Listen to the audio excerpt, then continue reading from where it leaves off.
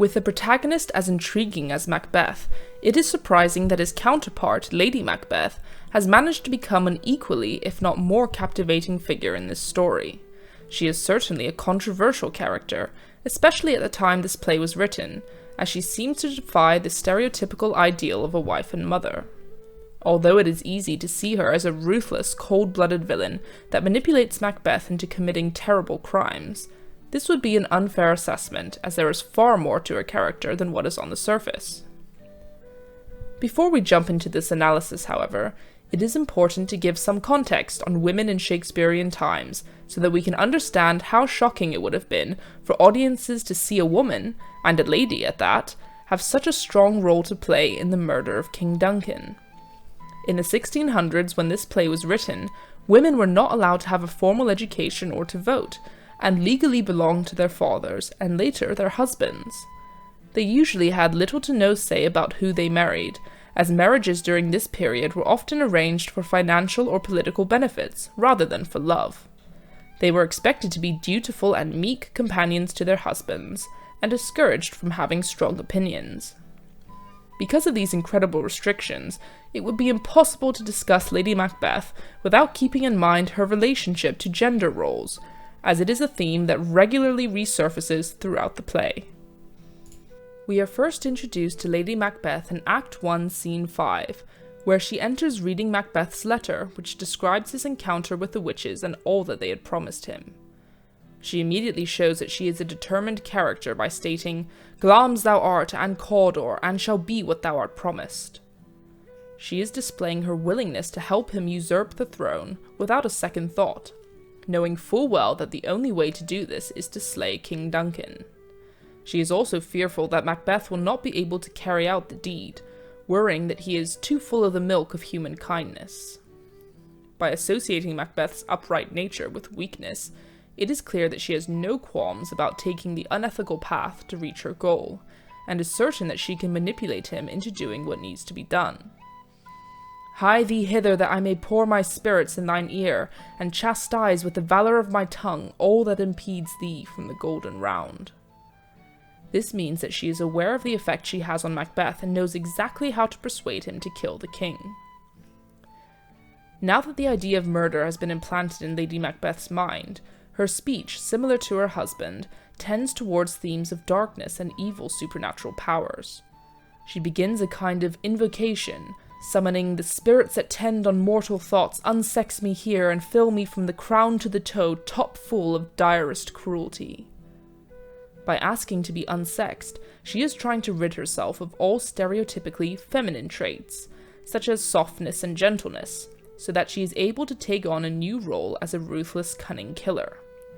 However, this also reveals that she is not naturally disposed to direst cruelty, since she has to ask the spirits to fill her with it, and this suggests that Lady Macbeth's supposed iron will and lack of remorse may be a facade rather than her real character.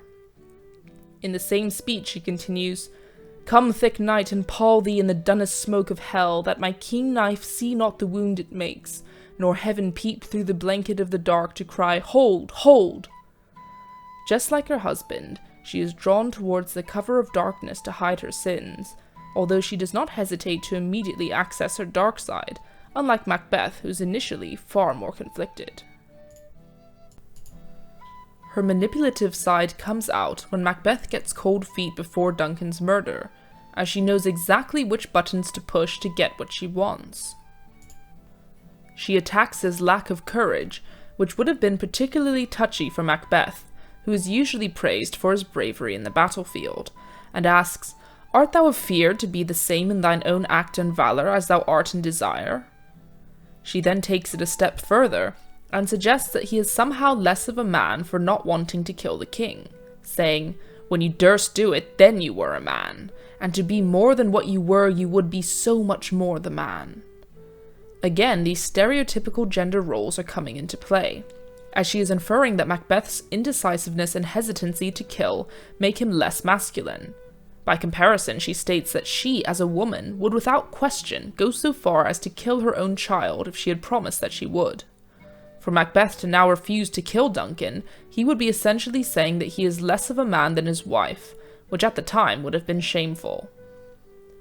She is clearly the mastermind behind the plan, as she comes up with the idea to ply the guards with wine and frame them for the murder. Another ruthless act, as she knows they will be executed for treason. In Act 2, Scene 2, however, she lets her calm exterior slip for a moment while she is alone, waiting for Macbeth to do the deed. "Alack, I am afraid they have awaked, and 'tis not done. I laid their daggers ready, he could not miss him." Since Macbeth is not with her, she cannot control him, and this makes her uneasy, as she still has her doubts about his abilities. She even adds, "Had he not resembled my father as he slept, I had done it." This is an interesting statement because it reveals a lot about Lady Macbeth. On the one hand, she is again taking on a more typically masculine role by suggesting that she is more capable of murdering Duncan than Macbeth, whom she does not trust to even find the daggers. However, she also exposes a vulnerable side by saying that she did not do it herself because he reminded her of her father. This means that she is capable of empathy and strengthens the possibility of her persona being a front.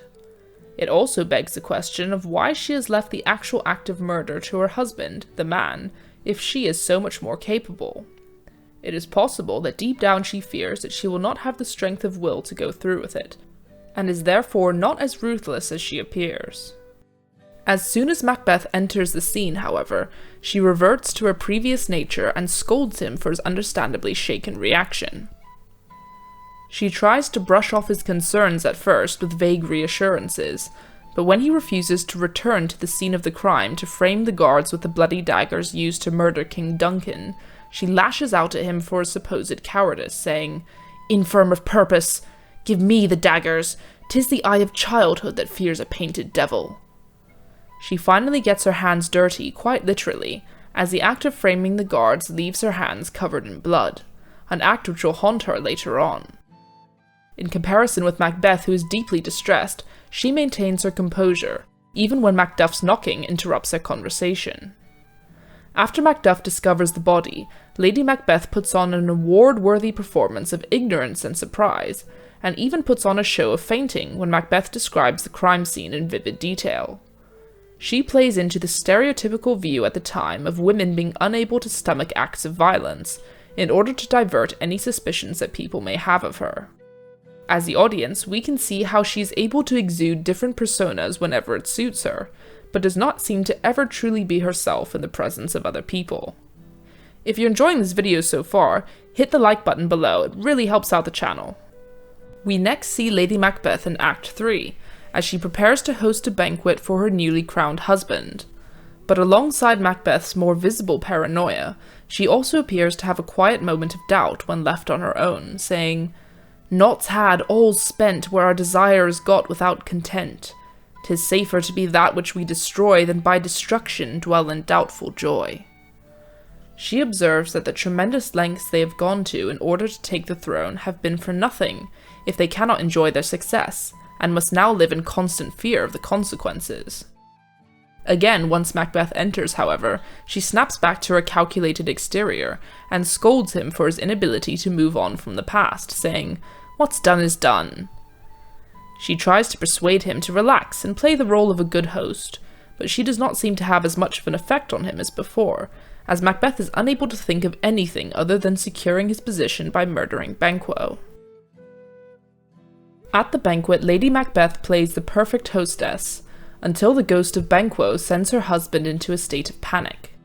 She tries to maintain a show of calmness and merriment, but snaps at Macbeth to get his act together whenever she gets a chance. She appears to be enraged at his inability to maintain his composure, and once again calls his masculinity into question. "Are you a man? These flaws and starts impostors to true fear would well become a woman's story at a winter's fire." She attempts to revive the disrupted festivities, but Macbeth's continuous upsets force her to end the banquet early. We could interpret Lady Macbeth's outbursts towards her husband as utter contempt for his weakness, but it is important to keep in mind that this is the last scene she appears in before her mental health takes a steep decline, so it is very possible that her anger comes from a place of inner fear at Macbeth's disturbing vision of Banquo. It is likely that this is the moment where her own guilt begins to seep through her hard exterior, and she deals with it by lashing out at Macbeth. Even more telling is her last line of the scene: "You lack the season of all natures, sleep," which foreshadows her future torment. The next and last time we see her is in Act 5, Scene 1, where a doctor and a lady-in-waiting are watching over a very different Lady Macbeth than we have seen previously. She has been troubled by sleepwalking, and enters holding a candle, oblivious to everybody else in the room.